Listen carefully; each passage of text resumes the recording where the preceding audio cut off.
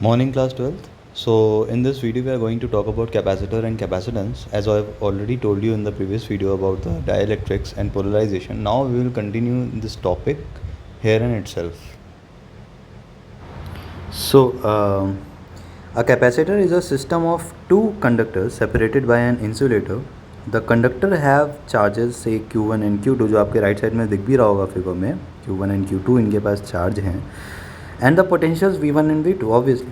So usually in practice the two conductors have charges Q and minus Q यानी कि same magnitude के opposite आपके polarity के charge हैं with potential difference V is equal to V1 and minus V2 obviously. Potential का difference का मतलब क्या, दो पोटेंशियल के बीच का डिफरेंस होगा तभी तो चार्जेस मूव करेंगे. Now we shall consider only this kind of charge configuration of the capacitor. Even single conductor can be used as a capacitor. मतलब ऐसा नहीं है कि आप कैपेसिटर को दो ही कंडक्टर से बना सकते हैं, सिंगल कंडक्टर से ही बना सकते हैं. बट उस केस में डिफरेंट थोड़ा सा एजम्पशन हो जाएगा, जैसे कि this can be use as a capacitor by assuming the other conductor at infinity. ठीक है. The conductors may be so charged that by connecting them to the two terminals of the battery, जब conductor होते हैं ना वो जब battery से हम कनेक्ट करते हैं ना चार्ज हो जाता है, उसके अंदर एक चार्ज आ जाता है. ठीक है. Capital Q is called the charge of the capacitor. तो यहाँ पे जो कैपिटल Q है ना इसको हम बोलते हैं चार्ज ऑफ द कैपेसिटर, यानी कि कैपेसिटर पे जो चार्ज है उसको हम कैपिटल Q यहाँ पे डिनोट कर रहे हैं. Though this in fact is the charge on one of the conductors. So इसी के कारण क्या हो सकता है, देखो एक पे Q है दूसरे पे माइनस Q है, तो इन टोटल चार्ज कितना हो गया हमारा. इन टोटल में जो हमारा चार्ज हो गया है बच्चों वो हो गया है ज़ीरो, क्योंकि Q माइनस Q ज़ीरो है ना total charge. So the electric field in the region between the conductor is proportional to the charge. देखो जो कंडक्टर के बीच में जो हमारी इलेक्ट्रिक फील्ड है ना, ठीक है, जो कंडक्टर के बीच में हमारी इलेक्ट्रिक फील्ड है ना, वो जो इलेक्ट्रिक फील्ड कितनी तगड़ी होगी डिपेंडिंग अपॉन द चार्ज कितना होगा. यानी कि अगर चार्ज जो है कंडक्टर पे बहुत तगड़ा होगा तो ऑब्वियस ही बात है वो फील्ड ज़्यादा अच्छी प्रोड्यूस करेगा, है ना. That is if the charge on the capacitor is doubled then electric field also will be doubled at every point. ठीक है. ये हमको कॉन्सेप्ट कहाँ से मिला, ये हमको कॉन्सेप्ट मिला जो प्रोपोर्शनैलिटी वाला कॉन्सेप्ट था, जैसे कि जो हमारा इलेक्ट्रिक फील्ड और सुपरपोजिशन प्रिंसिपल की मदद से हमें मिला, कूलम्स लॉ. ओके, तो वो सब तो चीज़ें तो हम पढ़ ही चुके हैं यार, तो उसमें उतना जाना ही नहीं है मैं.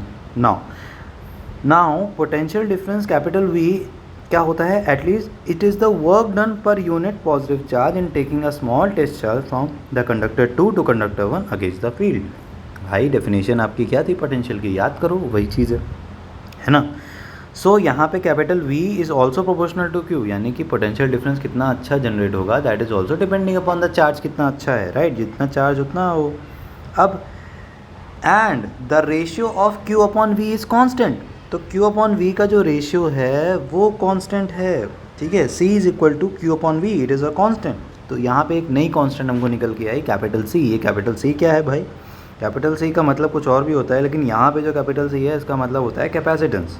ठीक है. Capacitance of a capacitor.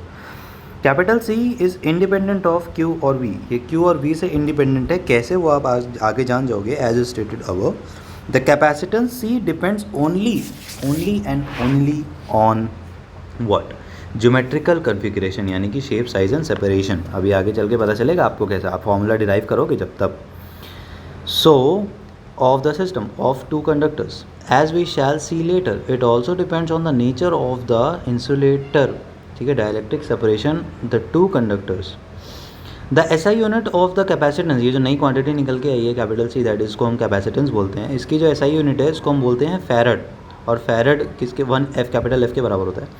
और ये बेसिकली क्या है भाई, Q अपॉन V था ना, तो Q का हमारा जो यूनिट होता है वो कूलम होता है, V का वोल्ट होता है, तो कूलम अपॉन वोल्ट हो गया, है ना. A capacitor with a fixed capacitance is symbolically represent as, इसको हम सिंबल किस तरीके से रिप्रेजेंट करते हैं अभी थोड़ी देर बाद मैं आपको बना के भी दिखाऊंगा कैसे रिप्रेजेंट करते हैं. फ़िलहाल के लिए आपको यही जान लेना बहुत ज़रूरी है कि ये जो कैपेसिटर है ये करता क्या है. देखो रियल लाइफ में कैपेसिटर आपने देखा है, पता है कहाँ देखा है आपने रियल लाइफ में कैपेसिटर देखा है, अपने वहाँ पे उधर साइड में पंखों में जो कंडेंसर लगा होता है वो देखा है, या फिर सिलिकॉन चिप्स वो भी होती है इलेक्ट्रिकल ग्रीन वाली चिप में जो सिलेंडर शेप के लगे होते हैं, वो सारे क्या हैं, वो सारे कैपेसिटर ही तो हैं. ठीक है। वो सारे कैपेसिटर हमारे लैब में भी कैपेसिटर रखा है, वो मैं आपको दिखा दूंगा जब हम स्कूल में मिलेंगे। So what is happening here that कि हमारा जो सिंबल होता है ना वो कुछ इस तरीके से होता है जैसे कि आपके बुक में दिख रहा है, ठीक है, पेज नंबर 74 पे फर्स्ट पैराग्राफ में आपको दिख रहा होगा। देखो बैटरी जैसा, जैसे बैटरी का सिंबल बनाते हैं ना, एक टर्मिनल छोटा बड़ा, इसमें छोटा बड़ा टर्मिनल नहीं होता, दोनों टर्मिनल बराबर होते हैं, पैरेलल प्लेट होते हैं, ठीक है। तो वो सिंबल होता है कैपेसिटर का। और याद करो रेजिस्टेंस का जो सिंबल आप बनाते थे वो कैसा होता था, है ना। और जब वेरिएबल रेजिस्टेंस का सिंबल बनाते तो उसमें एक एरो बीच में लग जाता था। तो यहाँ पे अगर वेरिएबल कैपेसिटर होगा तो उसमें भी एक तो एरो लग जाएगा बीच में, नथिंग टू वरी, है ना। तो यहाँ पे ये चीज़ है बेटा, बहुत ही इंपॉर्टेंट। तो आपने रियल लाइफ में भी देख रखा है कैपेसिटर क्या होता है, कैसे होता है, उसको क्या उसका सिंबल है, ये आप जान रहे हो, यहाँ पे पढ़ोगे उस बारे में, ठीक है। मैं आपको ये बता देना चाहता हूँ कि बी सीरियस, क्योंकि अभी से जैसे जो पढ़ रहे हो ना उसके क्वेश्चंस बोर्ड में जो भी आए हैं उसको लगाते चलो प्रीवियस ईयर के, क्योंकि इस बार का पैटर्न बहुत ही डिफरेंट होने वाला है। बहुत सारी चीज़ें हो गई हैं, अभी एग्ज़ाम वगैरह किस तरीके से होगा, पैटर्न बहुत चेंज हो चुका है, नई चीज़ें सब कुछ आपको दे दी गई हैं। CBSE की वेबसाइट पर भी आप जाके चेकआउट कर सकते हैं। तो these are all very different things, so please go to that. चलो एक इसके बाद का पैराग्राफ पढ़ते हैं। इक्वेशन नंबर 2.38 आपको दिख रहा होगा पेज नंबर आपके बुक में। Shows that for a large C, यानी कि अगर लार्ज कैपेसिटर्स की हम बात करें तो V इज़ स्मॉल, मतलब यानी कि potential difference is small for a given charge Q। This means that a capacitor with a large capacitance can hold large amount of charge at a relatively small potential difference. This is of practical importance. High potential electric field can ionize the surrounding air and can accelerate, मतलब एक strong जो electric field होगी वो surrounding air को ionize कर देगी और जो surrounding में जो charge होंगे उसको accelerate करा देगी। अब charge accelerate होकर कहाँ जाएंगे, अपने opposite वाले के पास, है कि नहीं है। तो opposite plates पे जाके charge चिपकने लगते हैं, एटलीस्ट पार्टली, थोड़ा सा तो होता ही है। In other words the charge of the capacitor leaks away due to the reduction in the insulating power of the intervening medium. Intervening medium क्या था, याद करो, मैंने आपको लोग को बताया था ना, इंटरवीनिंग मीडियम यानी बीच का जो मीडियम होता है, ठीक है। तो यहाँ तक ठीक है, यहाँ तक मैंने समझा दिया। अभी आपको थोड़ी देर में और चीज़ें पता चलेंगी आगे चल के क्या क्या होता है इस टॉपिक में। फ़िलहाल के लिए इसका सिंबल वगैरह क्या है उसको आप जान लीजिएगा इस तरीके से, तो आप के लिए बेटर होगा। तो थोड़ा सा आप लोग कुछ टाइम है उसको रीड कर लीजिए पॉज करके अच्छे से, उसके बाद फिर मैं स्टार्ट करता हूँ।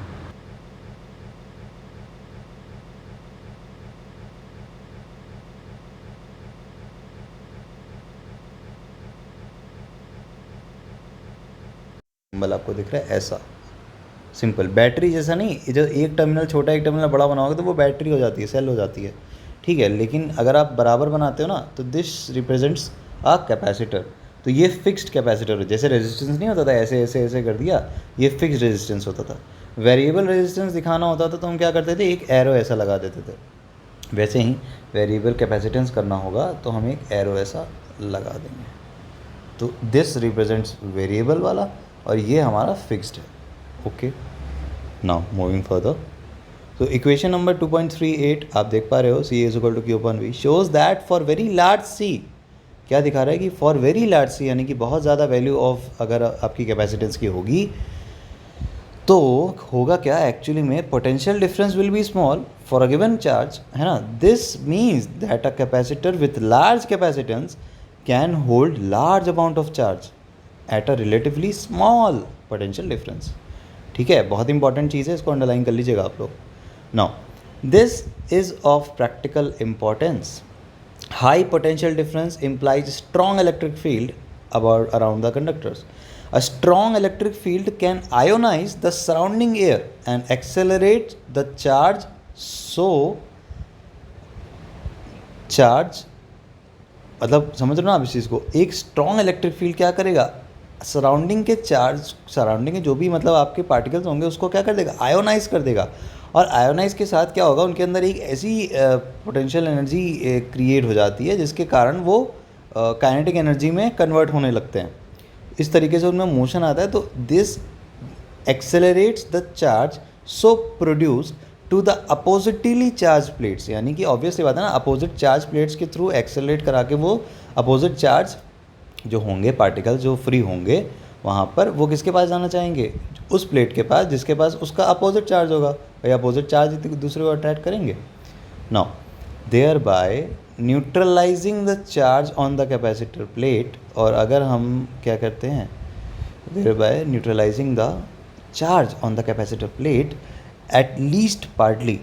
In other words, the charge of the capacitor leaks away due to the reduction in the insulating power of the intervening medium. intervening medium बीच में जो मीडियम है, ठीक है. इस पैराग्राफ को ध्यान से रीड करना, बहुत इंपॉर्टेंट चीज़ इसमें लिखी हुई है. Now the maximum electric field at a dielectric medium can withstand without break down, यानी कि without break down of its insulating property, is called dielectric strength. तो अगर आपसे पूछा जाए भैया डाइइलेक्ट्रिक स्ट्रेंथ क्या है, now you can tell the definition of dielectric strength कि होता क्या है वो, ठीक है. It is the maximum electric field that a dielectric medium can झेल सकता है वो, समझ गए. So for air it is about 3 × 10⁶ volt per metre for a separation between the conductors of the order of 1 centimeter or so, ठीक है. This field corresponds to a potential difference of 3 × 10⁴ volt between the conductors. Now, thus for a capacitor to store a large amount of charge without leaking, its capacitance should be high enough so that the potential difference and hence the electric field do not exceed the breakdown limits. Obviously breakdown limits से ज़्यादा नहीं होना चाहिए.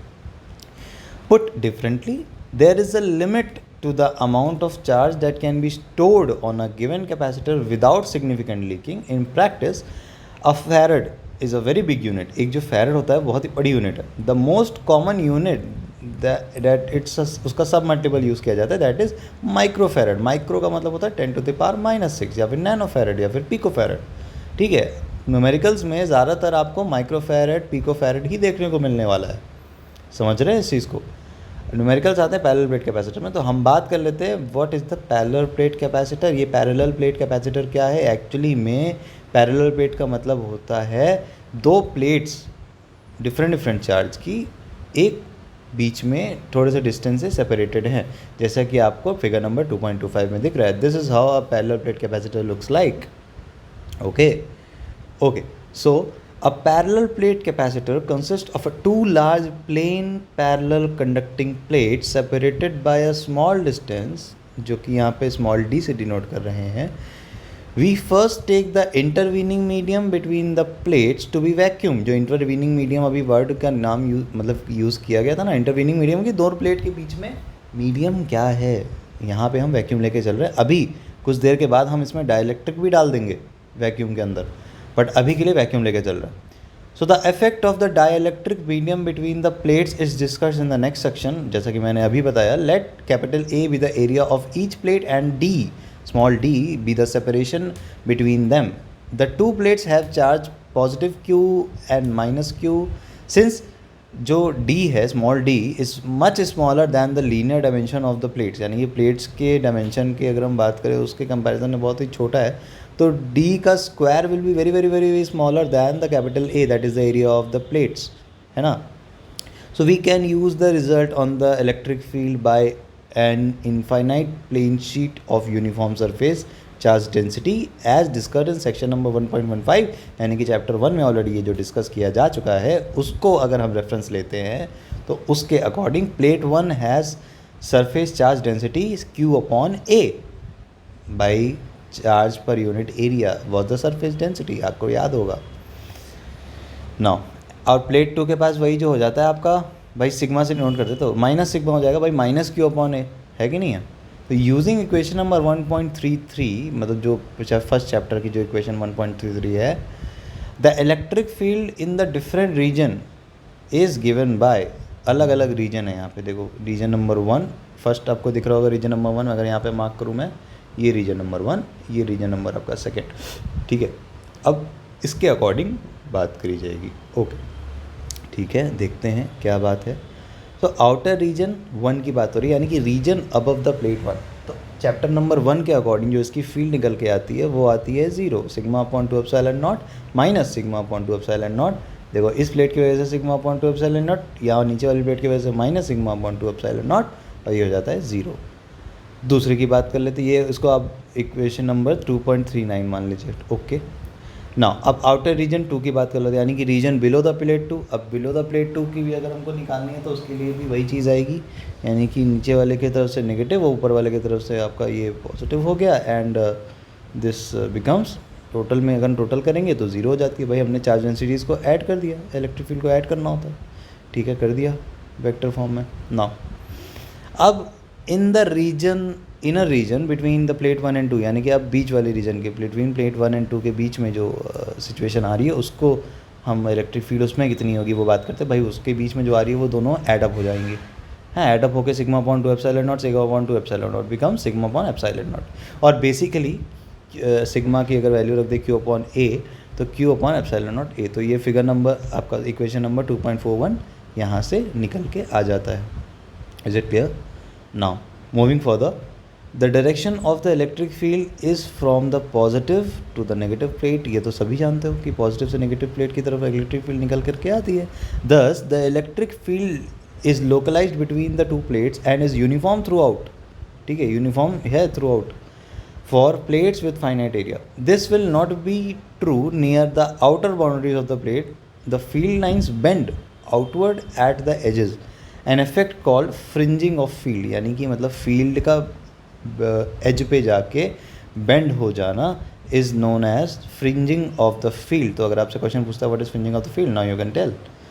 सो by the same token, मतलब same चीज़ की वजह से sigma that is charge density will not be strictly uniform on the entire plate. तो पूरे एंटायर प्लेट पे यूनिफॉर्म नहीं होगा, बट क्योंकि एजेस पे उसकी वैल्यू डिफरेंट हो जा रही है। हाउएवर ये जो डी स्क्वायर है बहुत ही छोटा है, अगर हम ए कैपिटल ए यानी कि एरिया की हम बात करते हैं प्लेट के, तो सेपरेशन बहुत ही छोटी है।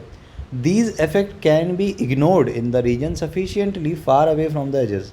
तो ये जो ऐसी सिचुएशन है, तो ये जो फिनोमिना है हो रहा है, इसको हम इग्नोर कर सकते हैं अगर हमारा जो रीजन है वो एज के बहुत दूर है। ओके, ठीक है, and the field there is given by equation number 2.41, ऐसा कि पहले दिया हुआ। Now for uniform electric field the potential difference is simply the electric field times the distance between the plates, and that is v is equal to electric field into D. भाई D क्या है? Separation. आपको याद होगा 1/4 epsilon nought q upon r was potential, है ना, और electric field में q अपॉन r स्क्वायर आता था। वही कॉन्सेप्ट लगा यहाँ पे, e इंटू डी। डी वहाँ पे r था, यहाँ पे d हो गया। ठीक, अब आप रिलेट कर पा रहे होगे चैप्टर नंबर 1 से, तो आप उसको अच्छे से थोरो स्टडी कर लो, उसके बाद ही इसको देखना ना। सो दिस 2.42 इक्वेशन हमें मिल गई यहाँ से। ठीक है, क्या किया हमने? अरे कुछ नहीं किया, सिर्फ वैल्यू रख दी है। ठीक है, सारी नॉन वैल्यूज़ थी जो कि अभी हमने निकाली, बस एक जगह पुट कर दी, सब्स्टिट्यूशन किया बस।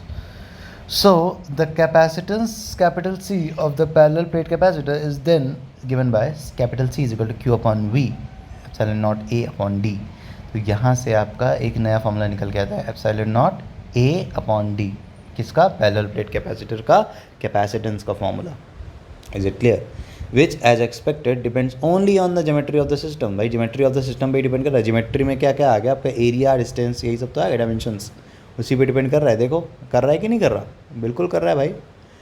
For typical values like a, typical values मतलब कि नॉर्मल वैल्यूज़ के लिए अगर ए हमारा 1 मीटर स्क्वायर हो जाए, या जो हमारा डिस्टेंस है वो 1 मिलीमीटर हो जाए, तो हमको जो कैपेसिटेंस मिलेगा वो इतना मिलेगा। ठीक है, तो इस तरीके से ब्ला ब्ला ब्ला ये आपका एक मॉड्यूल ख़त्म होता है।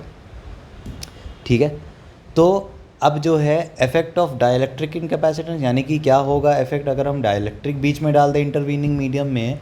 जब वैक्यूम था ना, वैक्यूम हटा करके, वैक्यूम क्या ही हटाना, मतलब हम डाइलेक्ट्रिक डाल दें उसमें। ठीक, वैक्यूम कौन सा मीडियम होता है? जहाँ पे एयर भी नहीं है, सब कुछ निकाल लिया गया, that is vacuum.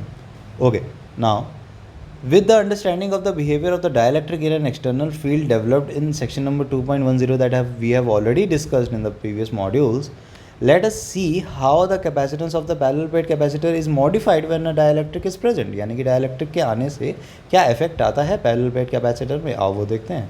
As before, we have two large plates, each of area A separated by a distance d. The charge on the plates is given by plus q and minus q, right? तो हमने पहले जो पढ़ा था वही सारी चीज़ें हैं। डायग्राम इसमें नहीं बना क्योंकि ऑलरेडी डायग्राम बना के आपको दिखा दिया जा चुका है। Now corresponding to the charge density plus minus q with q is equal to q upon, sorry, with sigma is equal to plus minus sigma with sigma is equal to q upon a, when there is a vacuum between the plates, तब तो situation ये थी हमारी E nought यानी कि electric field is equal to sigma upon epsilon nought, and the potential difference was V naught is equal to V naught is equal to E naught into T, that is distance. और ये not क्या है जब आपका vacuum की बात हो रही है, ठीक है. The capacitance C naught in this case is C naught is equal to Q upon V naught and blah blah blah, ऊपर वाली चीज़ है, बस नॉट इसलिए लग गया, वैक्यूम को रिप्रेजेंट कर रहा है. Now consider next a dielectric inserted between the plates. मुद्दे की बात अब स्टार्ट हुई. consider next a dielectric inserted between the plates fully occupying the intervening region, यानी कि पूरी तरीके से बिना कोई स्पेस छोड़े अंदर डाल दिया गया है उसको. Okay, now the dielectric is polarized by the field and as explained in section number 2.10 the effect is equivalent of two charged sheet at the surface of the dielectric normal to the field with surface charge density sigma p and minus sigma p. ठीक है. The electric field in the dielectric then corresponds to the case when the net, अब क्योंकि dielectric भी आप लोग पढ़ चुके, parallel plate capacitor भी पढ़ चुके, दोनों को मिला दिया, अब उसको पढ़ोगे. When the net surface charge density on the plate is, अब प्लेट पे नेट सरफेस चार्ज डेंसिटी क्या होगी भाई, एक सरफेस चार्ज डेंसिटी उस पर आई विद द जो उसका खुद का चार्ज था. ओके, अब और सरफेस चार्ज डेंसिटी आई किसकी वजह से भाई, डाइलेक्ट्रिक के आ जाने की वजह से. तो अब आपको याद होगा कि आपकी जो इलेक्ट्रिक फील्ड थी डाइलेक्ट्रिक में वो रिड्यूस हो जा रही थी, हो रही थी कि नहीं ओवरऑल नेट की अगर हम बात कर रहे थे. तो यहाँ पे देखो क्या हो रहा है, सिग्मा में से सिग्मा भी घटा दिया जा रहा है, प्लस में एक बार माइनस में, है ना. तो वही सिचुएशन है. तो यहाँ पे इलेक्ट्रिक फील्ड क्या हो जाएगी भाई, रिड्यूस्ड वाली अपॉन एप्सिलॉन नॉट, जो net electric field I upon epsilon naught. देखो sigma minus sigma P upon epsilon naught, right. So that the potential difference across the plate will be, अब इसी के अकॉर्डिंग आपकी सारी इक्वेशंस मॉडिफाई होती जाएंगी. तो ये हो गई इक्वेशन नंबर 2.48 आपको मिल गया पोटेंशियल का. अब for linear dielectrics we expect sigma P to be proportional to the E nought, that is to sigma also. Thus sigma minus sigma p is proportional to the sigma and we can write sigma minus sigma p is equal to sigma upon k. अरे proportional था ना, proportional था तो is equal to में change करेंगे तो एक के कांस्टेंट आ जाएगा. वही चीज़ है, कोई नया नहीं है, आपको रटते चलना है सब कुछ स्टेप बाय स्टेप, बिल्कुल एकदम रटन एकदम दिमाग में बैठ जाए, घुस जाए. Now where capital K is a constant characterized characteristic of the dielectric, इसको इस कॉन्सेप्ट को क्या बोलते हैं, कैरेक्टरिस्टिक ऑफ डाइलेक्ट्रिक. क्लियरली जो कैपिटल के है ग्रेटर देन 1 है, तब हमारे पास जो है ये सिचुएशन होगी v is equal to sigma D upon epsilon nought K, और मॉडिफाई होता जाएगा भाई, नया चीज़ आ गया ना तो मॉडिफाई होता जाएगा सब कुछ. Now the capacitance C with dielectric between the plates is then given by capital C is equal to Q upon V and that, वही ऊपर वाली चीज़ को हम मॉडिफाई करके इक्वेशन नंबर 2.51 बना देंगे. ठीक. अब ये जो प्रोडक्ट आपको दिख रहा है ना एप्सिलॉन नॉट इंटू कैपिटल के, तो इस प्रोडक्ट को जो है इन टोटल बोला जाता है permittivity of the medium. Permittivity of the medium, permittivity of free space आपने पढ़ा था ना, यह परमिटिविटी ऑफ द मीडियम है and it is denoted by epsilon. तो epsilon can be written as epsilon naught into K. K is what भाई, K is what, characteristic of dielectric. समझ रहे हो आप इस चीज़ को, everything is related, so you have to, you need to, मतलब अभी आप अगर केवल सुन रहे हो ना तो कुछ नहीं आने वाला, लिखते चलो आप अपनी कॉपी में. जब तक लिख लिख के 2-4 बार डेरिवेशन को नहीं लिखते हो तो दिमाग में नहीं बैठता. ठीक है, तो आप लोग को लिखना होगा, लिखोगे तो अच्छा होगा. नाउ अब वैक्यूम के लिए क्या होता है, ये जो के की वैल्यू होती है ये 1 होती है, तो इसके कारण क्या होता है, जो फ्री स्पेस वैक्यूम की हम बात करते हैं ना तो उसमें आपका एप्सिलॉन नॉट एप्सिलॉन के बराबर हो जाता है, क्योंकि एप्सिलॉन नॉट को क्या बोलते हैं, permittivity of the free space या फिर वैक्यूम, राइट. द डायमेंशन, और यहाँ ये डायमेंशनलेस रेशियो भी है. अभी एप्सिलॉन को एप्सिलॉन नॉट से अगर हम रेशियो लेंगे तो डायमेंशन बचेगा ही नहीं. And it is called dielectric constant. ठीक है, इसी को हम बोलते हैं क्या, dielectric constant of the substance. As remarked before from equation number 2.49 it is clear that capital K is greater than 1. Capital K जो है वो ग्रेटर देन 1 होगा. From equation number 2.46 and 2.51 we can say capital K is equal to capital C upon capital C nought, यानी capital C कब, जब dielectric है, और upon में कैपिटल सी कब, जब वैक्यूम है. Okay, now thus the dielectric constant of the substance is the factor greater than 1 by which the capacitance increases from its vacuum value. Okay, when the dielectric is inserted fully between the plates of the capacitor. Is it clear? Though we arrived at equation number 2.54 for the case of the parallel plate capacitor, it holds good for any type of capacitor and can in fact be viewed in general or as a definition of a dielectric constant of a substance. तो अब आपको पता है कि dielectric अगर हम डालेंगे capacitor के बीच में तो क्या होगा. एक बार इस वीडियो को फिर से देखिएगा, ठीक है, तो एकदम से बैठ जाएगा दिमाग में, आप लोगों को पता होगा क्या करना है. अब यहाँ पे इलेक्ट्रिक डिस्प्लेसमेंट क्या होता है, देखो ये भी एक नई चीज़ है आप लोगों के लिए, तो इसको रीड आउट करेंगे ना तो क्लियर हो जाएगा क्या है. बहुत ही सिंपल है. We have introduce the notion of dielectric constant and arrived at equation number 2.54 without giving the explicit relation between the induced charge density sigma P and the polarization P. मतलब polarization P की हमने यहाँ पे बात ही नहीं की. तो यहाँ पे विदाउट प्रूफ हम इस चीज़ को बता देते हैं कि जो सिग्मा पी है आपका is equal to polarization dot N, where N is the unit vector, where N is the unit vector along the outward normal to the surface blah blah, ये तो आप जानते ही हो. Above equation is in general true for any shape of the dielectric, यानी कि ये जो इक्वेशन है ना sigma P is equal to P dot N cap, ये किसी भी शेप ऑफ डाइलेक्ट्रिक के लिए सही है. तो for the slab that is made in figure number 2.23 book में आपके P polarization vector is along unit vector n at the right surface and opposite to the n at the left surface. ठीक है. Thus at the right surface induced charge density is positive and at the left surface induced charge density is negative. As guessed already in our qualitative discussion before, putting the equation for the electric field in a vector form, इस तरीके से हमारी equation modify हो जाएगी अगर हम polarisation भी डाल देते हैं. भाई सिग्मा पी की जगह ये डाल दिया, हो क्या नहीं, ऊपर वाली चीज़ है उसे, फिर इसको और मॉडिफाई करके कुछ इस तरीके से हो गया. भाई हम एप्सिलॉन नॉट को इधर साइड ले आए, है ना, तो द क्वांटिटी ये एप्सिलॉन नॉट इंटू ई प्लस पी, ये जो है इसको क्या बोलते हैं, it is called electric displacement, और इसको हम डिनोट करते हैं कैपिटल डी से, जो कि आप आगे आने वाले चीज़ों में डिनोट करोगे. यानी कि इसको आप यूज़ करने वाले हैं आने वाले चैप्टर इलेक्ट्रोमैग्नेटिक इंडक्शन वाले, जो आपका हमारा इलेक्ट्रोमैग्नेटिक वेव्स जो हमारा चैप्टर नंबर 8 है, हम उसमें यूज़ करेंगे. अभी एक ब्रीफ डिस्कशन है, बस उसको करते हैं. Now it is a vector quantity, thus capital D is equal to ये, ठीक है, capital D is equal to epsilon naught E plus P, तो वेक्टर क्वांटिटी है. या फिर D dot N is equal to sigma, ठीक है, D dot N is equal to sigma, dot is the vector वाला डॉट, नॉट मल्टीप्लाई सिंपली, ठीक है. The significance of D is this, क्या है सिग्निफिकेंस ये भी जान लो. इन वैक्यूम ई वेक्टर यानी कि electric field is related to the free charge density sigma. When a dielectric medium is present the corresponding role is taken up by capital D. यही जब dielectric आ जाता है तो कैपिटल डी का role आ जाता है, यानी कि इलेक्ट्रिक डिस्प्लेसमेंट का रोल आ जाता है. For a dielectric medium it is capital D not capital E, यानी कि ये इलेक्ट्रिक डिस्प्लेसमेंट है ना कि electric field, that is directly related to the free charge density sigma as seen in the above equation. Since P यानी कि polarization is in the same direction as electric field, all the three vectors P, E and D यानी कि polarization, electric field and electric displacement are parallel, ये तीनों ही parallel हैं.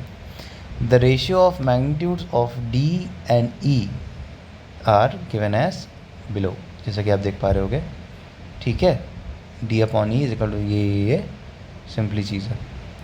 अब यहाँ से क्या आता है आपका, this gives for the electric susceptibility. Electric susceptibility क्या है वो ऑलरेडी आपको बता दिया जा चुका है. And it is given bye काई E is equal to k-1. इस चीज़ को आप रट लो क्योंकि ये एक बहुत ही इंपॉर्टेंट रिजल्ट है और क्वेश्चन ज़रूर पूछा जा सकता है, ठीक है. तो अब जो है देखो फ़िलहाल के लिए मैं एक और इसको कंटिन्यू करके आपको कॉम्बिनेशन ऑफ कैपेसिटर सिखा देता हूँ. ये देखो इस क्वेश्चन को एग्जांपल नंबर 2.8 को ना ट्राई करना, हो जाएगा ईजिली. अभी कॉम्बिनेशन ऑफ कैपेसिटर की बात करते हैं. कैपेसिटर को हम कैसे कंबाइन कर सकते हैं, जैसे रेजिस्टेंस था ना वैसे ही ये भी है यार, ठीक है, थोड़ा सा उल्टा है इसमें केस, बस थोड़ा सा. We can combine several capacitors of capacitance C1 C2 ... Cn to obtain a system with some effective capacitance C. The effective capacitance depends on the way the individual capacitors are combined. Two simple possibilities are discussed below. दो simple possibility है, यानी कि series और parallel वाली, जो resistance पढ़ चुके हो. तो यहाँ पे कैपेसिटर मान लो दो कैपेसिटर है C1 और C2. लेफ्ट साइड में डिग्राम भी बना हुआ है और राइट में दिख भी रहा है आप लोगों को.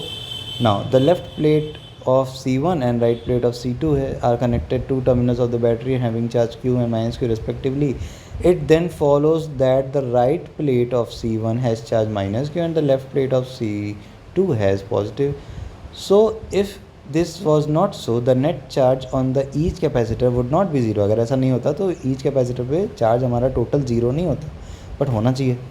This would result in an electric field in the conductor connecting C1 and C2. Charge would flow until the net charge on the both C1 and C2 is zero. भाई चार्ज तब तक फ्लो होगा जब तक zero नहीं हो जाता.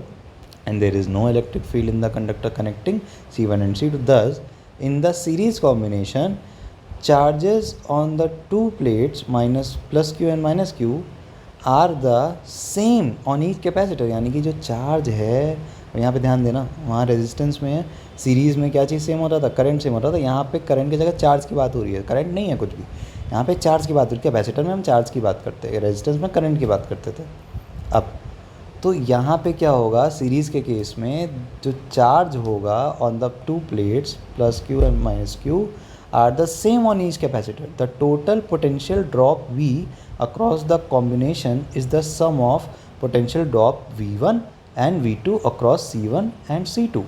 ठीक है, यहाँ पे जो आपका पोटेंशियल जो होगा वो V1, उसका पोटेंशियल ड्रॉप अलग अलग होगा, V1 एंड V2. टोटल में V1 प्लस V2 करेंगे हम. ठीक है, तो अब V1 क्या होता है, फॉर्मूले से निकाल लो. कौन सा भाई, क्या था हमारा फॉर्मूला, याद करो. Q अपॉन में C is equal to Q upon V. देखो C is equal to Q upon V कई बार यूज़ किया हमने. C is equal to Q upon V, C is equal to Q upon V. यहाँ से question number 2.38 basically use करना है. यहाँ पे यूज़ करते हुए हम आगे बढ़ेंगे. क्या लिखा हमने, V जो हम total potential difference is equal to V1 plus V2, ये डेरिवेशन है. V1 की जगह हम लिख सकते Q अपॉन C1. अब क्यों लिखा, क्योंकि सेम है चार्ज. और V2 की जगह लिख सकते Q अपॉन C2. इस तरीके से हमारा V upon Q is equal to 1 upon C1 plus 1 upon C2. Now we can regard the combination as an effective capacitor with charge capital Q and potential difference V. The effective capacitance of the combination will be C is equal to Q upon V. We compare equation number 2.57 with equation number 2.56. तो हमें क्या मिलेगा, 1 upon C is equal to 1 upon C1 plus 1 upon C2. नया formula निकल के आ गया आपका. ठीक है, the proof clearly grows through for any number of capacitor arranged in a similar way. Equation number 2.55 for n capacitor arranged in series generalizes to V is equal to V1 plus V2 plus Vt plus dot dot dot Vn. अगर होगा हमारे पास ऐसा combination तो उसका result क्या होगा, Q upon C1 plus Q upon C2 plus Q upon dot dot dot dot Q upon Cn, n number of capacitor. ठीक है, following the same step for the case of the two capacitor we get the general formula that is 1 upon C. Overall combination का जो resultant निकल के आएगा that will be सबका reciprocal करके add. ठीक है, समझ में आ गई बात. और बाद में फिर से रेसिप्रोकल करना होता है. अब देखो, अब यहाँ पे देखो उल्टा मैंने क्या बताया था, रेजिस्टर से उल्टा, कॉम्बिनेशन ऑफ रेजिस्टर से थोड़ा सा उल्टा है. क्यों, क्योंकि वहाँ पे सीरीज़ में सिंपली ऐड हो जाता था, यहाँ पे रेसिप्रोकल होकर ऐड हो रहा है. जाकि जो कि पैरेलल में केस होता था रेजिस्टेंस के, वो फॉलो हो रहा है कैपेसिटर के सीरीज़ वाले कनेक्शन में. अब इसी का उल्टा जस्ट हो जाएगा आपका पैरेलल की जब हम बात करेंगे तो इसी का उल्टा है. ठीक है, अब यहाँ पे क्या है, यहाँ पे आपका देखो shows two capacitor arrange in parallel, in this case the same potential difference is applied across the. भाई पैरेलल है ना तो सेम पोटेंशियल डिफरेंस होगा, but the plate charges on the capacitor 1 and the plate charges on the capacitor 2 on the will be not necessarily the same, different होगा आपकी बार. तो आपकी बार चार्ज डिफरेंट है, पोटेंशियल सेम है. पिछली बार पोटेंशियल डिफरेंट था, चार्ज सेम था, है कि नहीं है. तो चार्ज की बात होगी, वहाँ पे करंट. देखो कॉन्सेप्ट ना रिलेट करके चलोगे बहुत इजी हो जाएगा, थोड़ा सा रेजिस्टेंस से रिलेट करके चलो बहुत इजी हो जाएगा. बस यहाँ पे एक क्वेश्चन है, देखो क्वेश्चन बहुत ही सिंपल है. क्वेश्चन क्या कह रहा है भाई, हमारा क्वेश्चन ये इतना सिंपल है कि सिंपली हमारे पास क्या बना हुआ है भाई, ये एक कन्फिग्रेशन है हमारी. ठीक है, अब ये जो कन्फिग्रेशन है ना, अब ध्यान देना यहाँ पे देखो, ये कन्फिग्रेशन में ये और ये तो तीनों एक सीरीज़ में लग रहे हैं. ठीक है। बट ये तीनों का एक जो रिजल्टर निकल के आएगा, अब वो इस वाले के पैरेलल हो जाएगा, बस क्वेश्चन सॉल्व हो गया। करना ही क्या है, फॉर्मूला ही तो लगाना है, ठीक है। उसके बाद एक एकदम लास्ट टॉपिक है that is energy stored in the capacitor, वो हम नेक्स्ट वीडियो में कवर कर लेंगे। बहुत ही छोटा टॉपिक है ये भी, ठीक है, नेक्स्ट वीडियो में कन्वर्ट करेंगे। फिलहाल के लिए आपका ये चैप्टर होता है ओवर। तो ये जो छोटा सा टॉपिक बचा है उसको हम बाद में भी डिस्कस कर सकते हैं, ठीक है। नहीं भी करेंगे तो ये हमारा बहुत ही सिंपल टॉपिक है, रीड कर लोगे तो आ जाएगा। तो मिलते हैं नेक्स्ट क्लास में, नेक्स्ट वीडियो के साथ। हो सकता है होपफुली हम चैप्टर नंबर 3 स्टार्ट कर दें, जो कि बहुत ही लंबा है, टाइम लगेगा उसको करने में। तो पहले चैप्टर नंबर 3 खत्म करके फिर चैप्टर नंबर 4 करेंगे। जो 5th और 6th चैप्टर हमारा ऑलरेडी खत्म हो चुका है, तो इस तरीके से हमारे 6 चैप्टर स्टार्टिंग के खत्म हो जाएंगे। फिर लास्ट हम स्टार्ट करेंगे chapter number 7, that is alternating current. तो अभी हमारे पास टाइम है, मैं वीडियो ऐसे बनाता चलूँगा, आप लोग देखते ही चलना। तो क्या होगा कि आप लोग साथ के साथ अपने न्यूमेरिकल्स वगैरह रेफरेंस बुक से हेल्प से लगाते चलना, और बोर्ड के जो क्वेश्चंस प्रीवियस आए हैं उसको भी लगाते चलना, ताकि आप लोग की प्रैक्टिस बोर्ड की बहुत अच्छी हो जाए। और आप लोग जानते ही, आप लोग का अकेडमिक्स रिजल्ट्स अपने मतलब ये जो परफॉर्मेंस चल रही है, जो भी क्लास परफॉर्मेंस, वर्क कंप्लीशन, ये सब कुछ मतलब जो असेसमेंट्स हैं आपके, हर एक पॉइंट पे आपको असेस किया जाएगा। तो आप अपनी अटेंडेंस सब कुछ आप परफेक्ट रखिए, ठीक है। मजाक की बात अलग है, ठीक। और जिसको लगता है कि हम अरे ठीक है अभी नहीं करेंगे बाद में हो जाएगा, नहीं हो पाता। अपने सीनियर्स का हाल आपने देखा ही है, और नहीं हो पाता वो चीज़ें। तो फिज़िक्स इज़ रियली इंटरेस्टिंग अगर आप उसको इंटरेस्ट तरीके से पढ़ेंगे और रीड आउट करते चलिए, रेफरेंस बुक की मदद लेके अच्छे से पढ़ाई करिए, बहुत आगे जाएंगे आप लोग। तो अभी तो स्टार्टिंग है, अभी तो हमारे पास 2-3 महीने 4 महीने अच्छे से कस के रगड़ के पढ़ने के लिए है, तो हम पढ़ सकते हैं। होपफुली हम कोशिश करेंगे हमारा सिलेबस जो है जल्दी कवर हो जाए। फर्स्ट बुक जल्दी कवर होगी, फिर सेकंड बुक भी बड़ी है तो वो भी टाइम लगेगा, टाइम टेकिंग है थोड़ी सी।